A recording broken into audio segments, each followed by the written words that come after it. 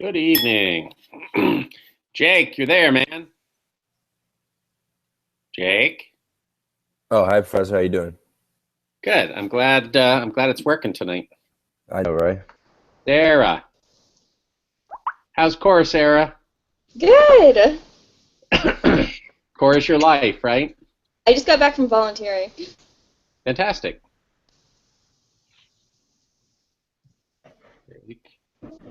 Jake, you're dark, man.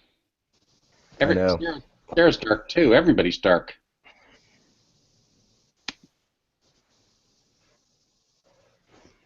There you are. That's better.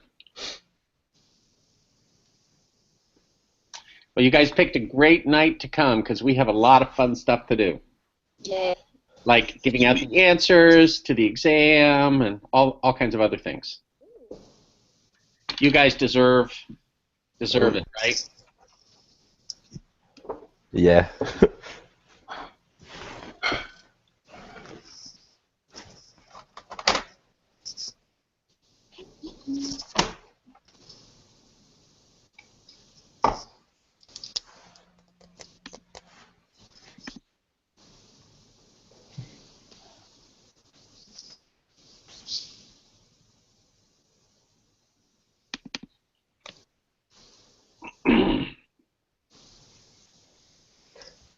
Somebody's coming in.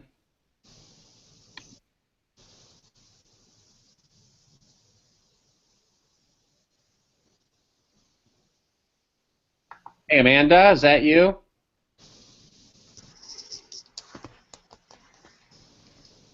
Amanda? Yes, sir. Can you hear me?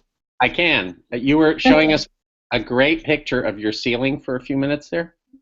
Yeah, I'm sorry. I'm trying to rock my son. Oh, well, I totally understand that. So I'm going to put the computer down on the floor, but I'm listening. Absolutely okay. Okay, thanks.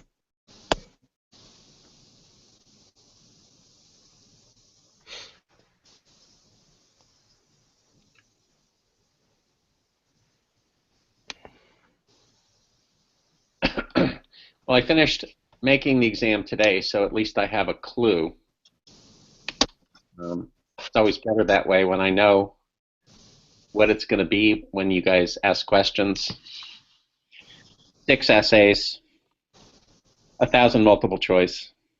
Yay.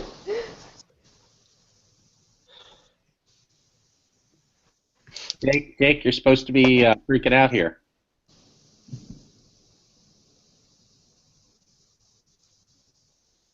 Oh, I am.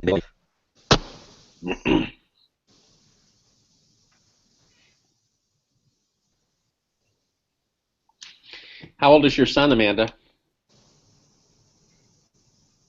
He's 17 months. He'll be 18 months at the end of this month. You're brave. It's a handful. Yeah.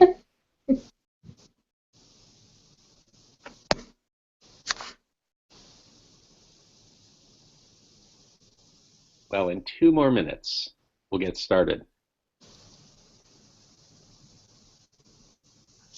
That looks like a comfy pillow, Sarah. It is. I upgraded to memory foam. Oh, very nice.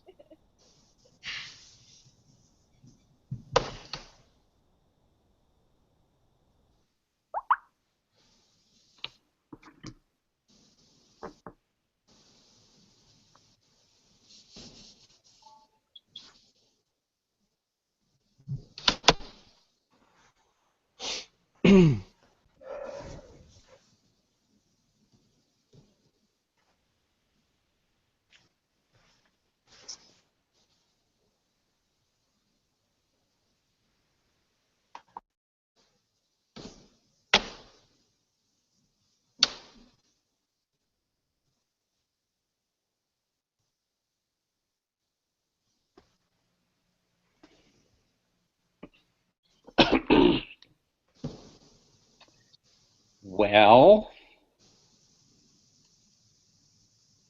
I thought more people would be interested. Maybe it's a difficult night. I don't know. Midterms are coming. They are. So, At least you won't have to wait long to find out how you did. yeah, that's true. All right, well, let's get started. Hopefully it's not a surprise that the first exam in our course is this Friday. It will be available through the quiz function on Canvas. If you just click on the quiz button on the left-hand side where the modules button is, you should be able to get it. It's not turned on yet, but it will be by tomorrow. The exam will be available beginning at midnight tomorrow night, Thursday, through midnight Friday night. Okay, so you can take it anytime during that 24-hour period. The exam, and this is for Jake, like last semester, Jake, is 30 multiple choice questions. You'll have 60 minutes from the time that you start to complete it. It's a closed book exam, so you can't use the modules or notes or anything else. And the exam covers everything since the beginning of the semester. Does anybody have any questions before I go on? Hearing nothing. I'm sorry, I do have one question. It is one that we do at home, right? Yes, you can do it wherever you can do it. It's fine with me. Okay. We don't have to go to campus, is what I'm saying. No, you do not. No, only for the final exam. Okay. Okay. Okay. The exam asks 3 kinds of questions. It asks about definitions of concepts, like what is elasticity? It asks about applications of concepts, like compute the price elasticity of supply given these numbers. Okay, and it asks about questions that require you to use theories that we have studied so far. The theories and the models are most important because that's the main tool that economists use. So let's start with those. What models have we learned so far? We have the PPF. Okay, the PPF is our first model, and it's the simplest one, both to understand and also the kinds of things that you can do with it. Okay, so the more complicated the model, the more you can actually do with it. Yeah. The PPF is certainly important, and so I'm glad you started with that one. What else?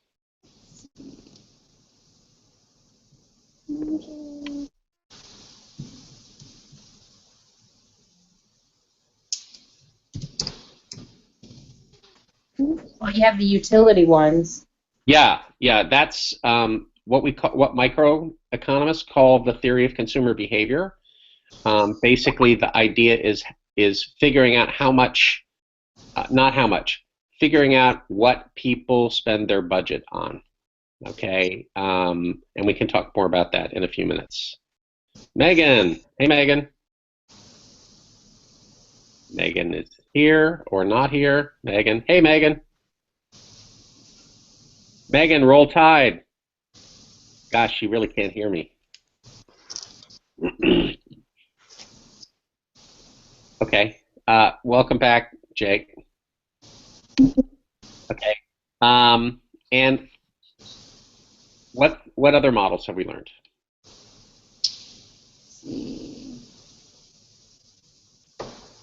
You will kick yourself when you figure this out. You. We've got the supply and demand theories. Yes, of course, supply and demand. Okay. Those are the big 3. Everything else that we've learned is really sort of an application of those.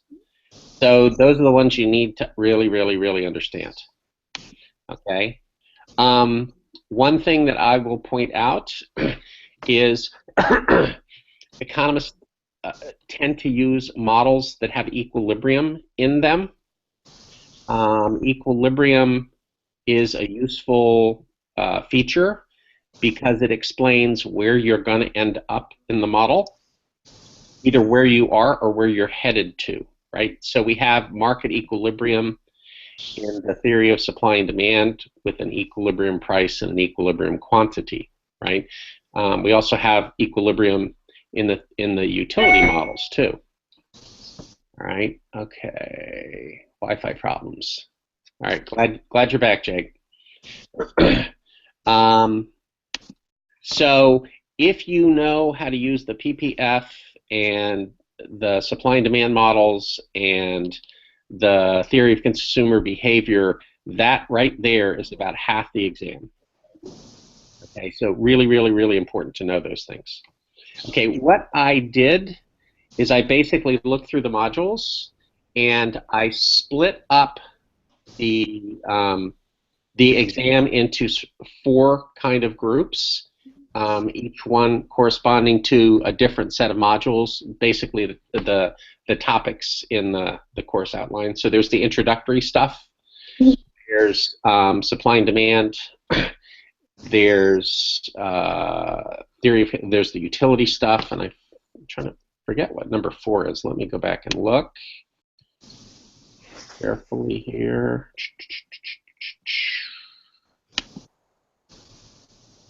I should know this, I suppose. Oh, elasticity. All right, elasticity is another application of supply and demand, but because it's a little bit different, I treated that separately. Okay. The modules on government action and surplus are important, but they're not as important as the basic theory of supply and demand. We will use those later on in the semester more than we've done so far. So it's important to know that stuff, but it's not the most important stuff. I will say that one group turned in their outline of key concepts that was, let's see, 14 pages long.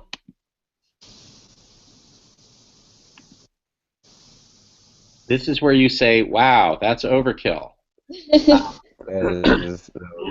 The problem with that is there wasn't enough discrimination. There was a whole lot of stuff in there that I wouldn't consider key concepts. And what it suggests to me, I mean, you can't really learn 14 pages worth of concepts. What you need to do is kind of categorize them, figure out what's most important and what's lesser important, and that's what we're doing tonight, basically. So probably the best way to organize it is first in terms of the models. Okay. All right. What about key concepts? What would you include in that list?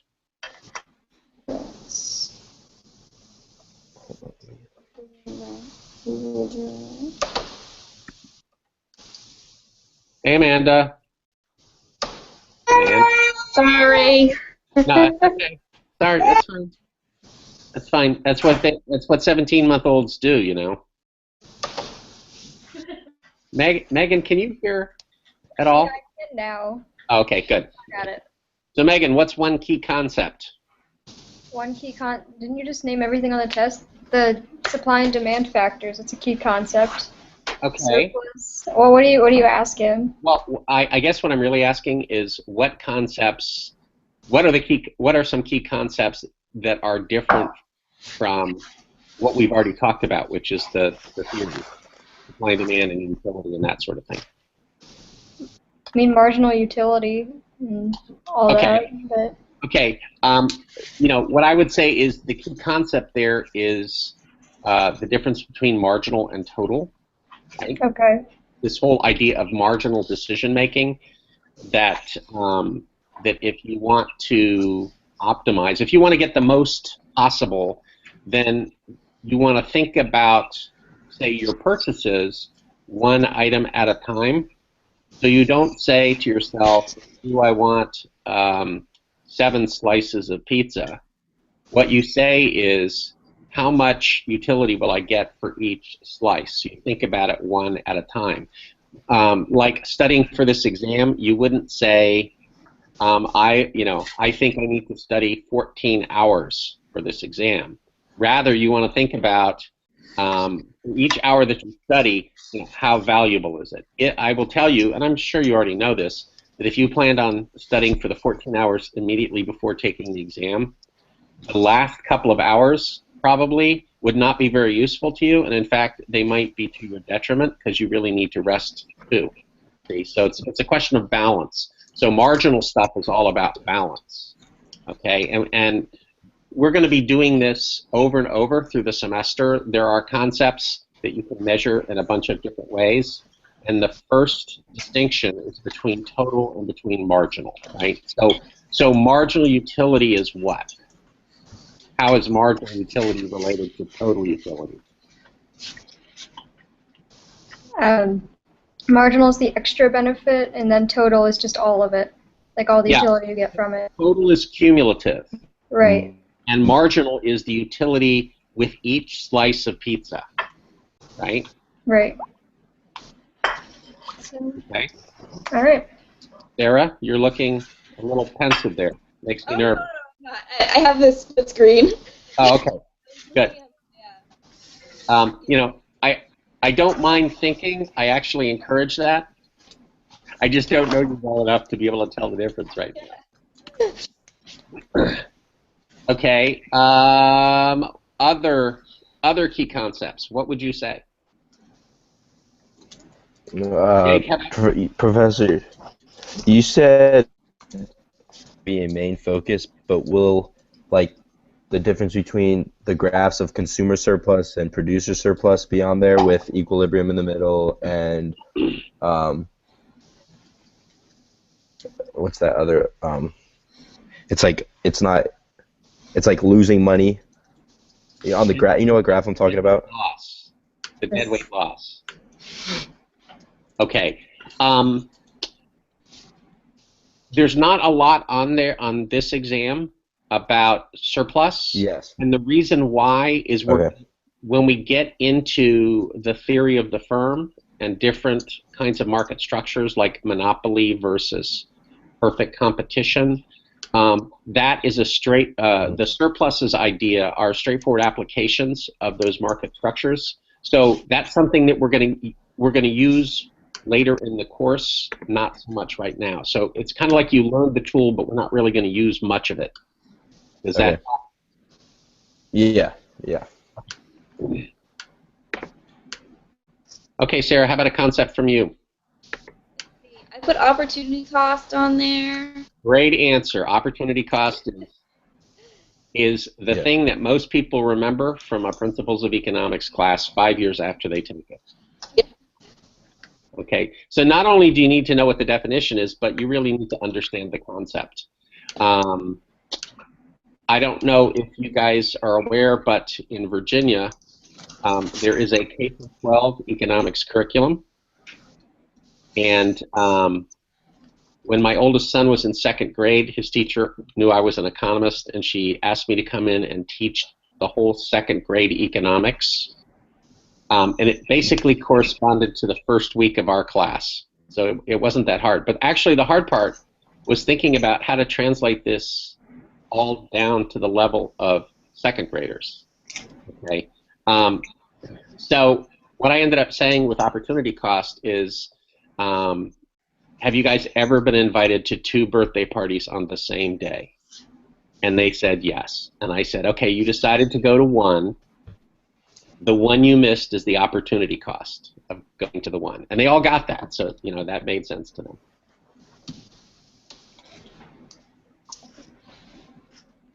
Okay. Other key concepts?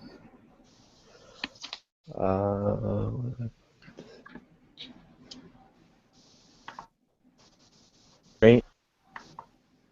Sarah, I can see others on your outline that you turned in that you haven't mentioned yet. Oh yeah. Well, let's see. I have making choices at the margin. Yes, we talked about that. I have the detriments of demand and supply. Determinants. Detriments are bad things. like not studying will be to your detriment on the exam.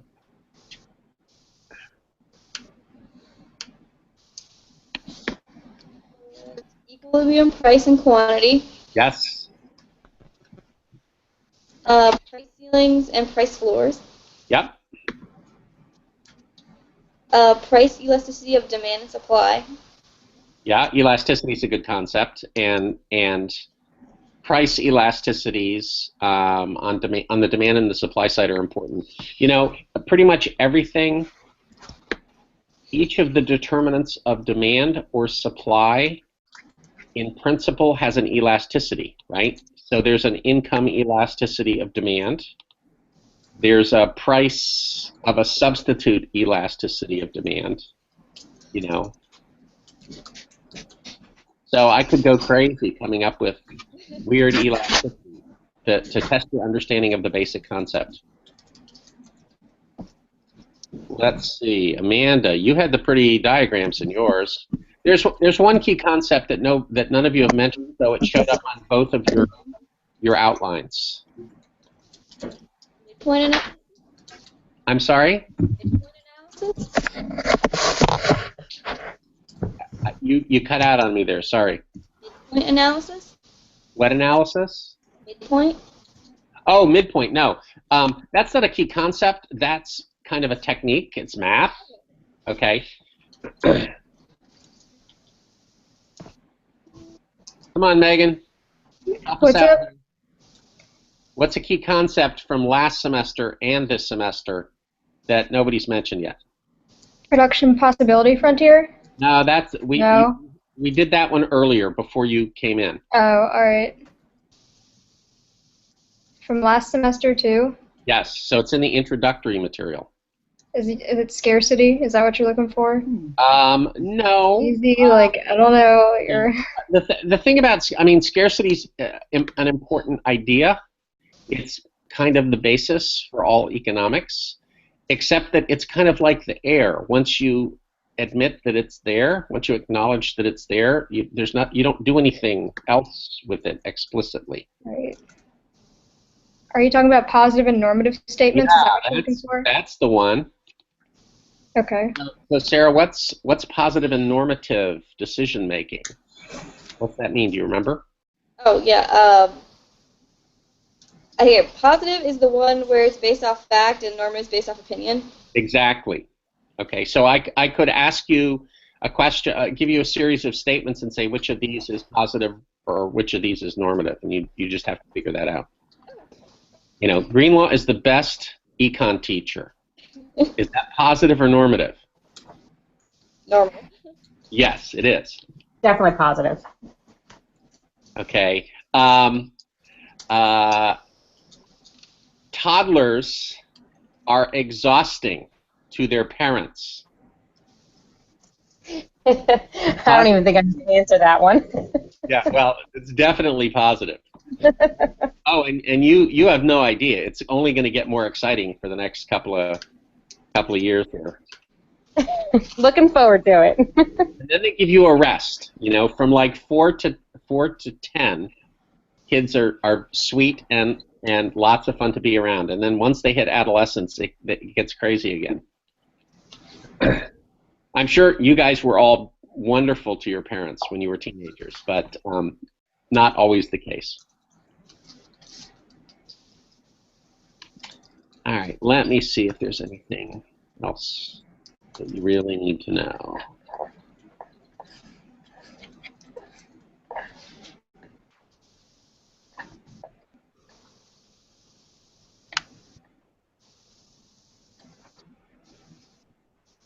Megan, you guys did a really good job with yours.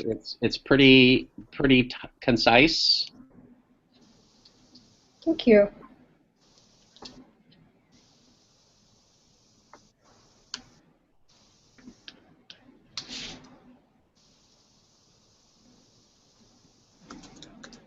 Are we going to have to know how to do things like calculate the elasticity? Yes, but all the problems, the math is simple. So, you know, you shouldn't need a calculator, but you're welcome to use one. I try to make all the math doable using your 10 fingers.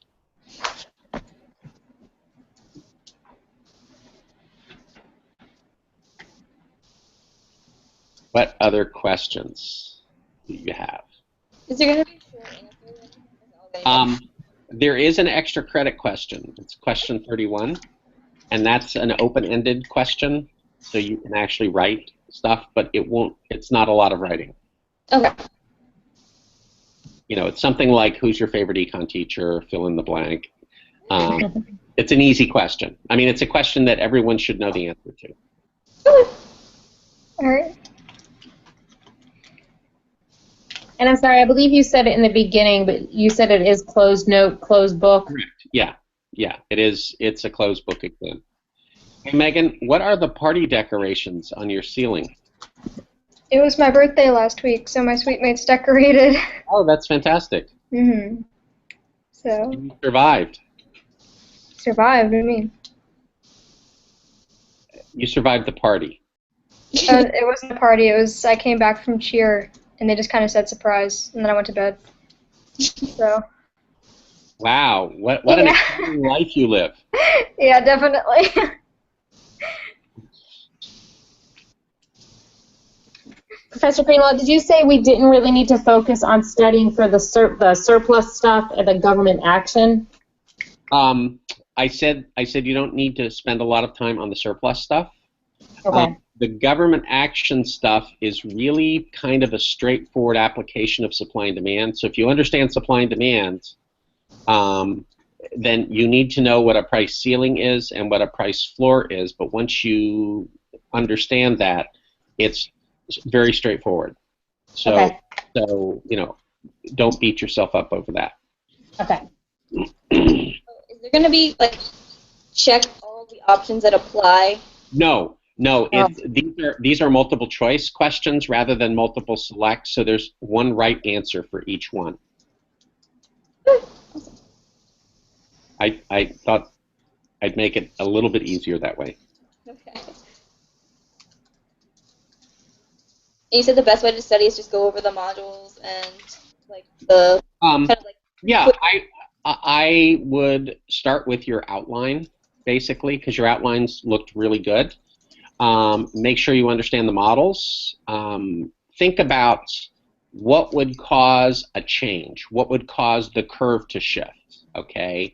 What would be the, what would cause an increase in demand, what would cause a decrease in demand, what would cause an increase in supply, what would cause a decrease in supply, and how would you graph that, and then what would be the outcomes on equilibrium price and quantity.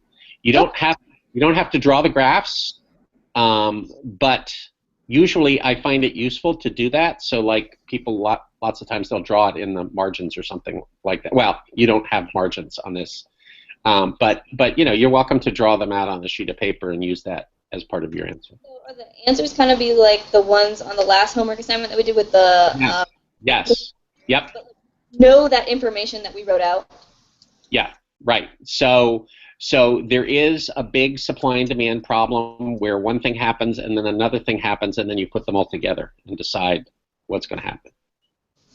That's 8 questions out of the 30 right there. So, if you can do that, you're good. You're good. Okay. Great.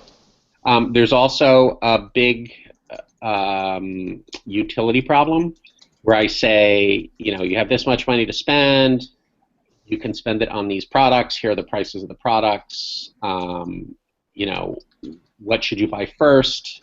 How should you spend your budget? What combinations of things, that sort of thing.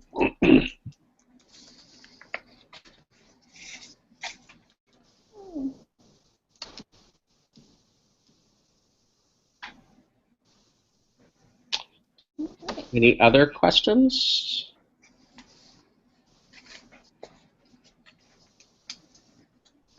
What is the last time that we can take the quizzes? Like, I only did all the quizzes one time. You only did Friday, I believe. Friday morning, I think, so that you should be done by the time you take the exam. Does that help? Okay, yeah, I didn't know if they were going to lock out, the minute the first person opened the exam or. No, it doesn't. It's no, it's not smart enough to do that. Okay. But I mean, the idea is that you're welcome to use those things for review, but there's no point to going back and doing them for a grade after after the exam is over. The other thing is you can always do the self checks. Those never lock out, so you can go back through those things again if you want. All the way. Even in April if you want to use that for review.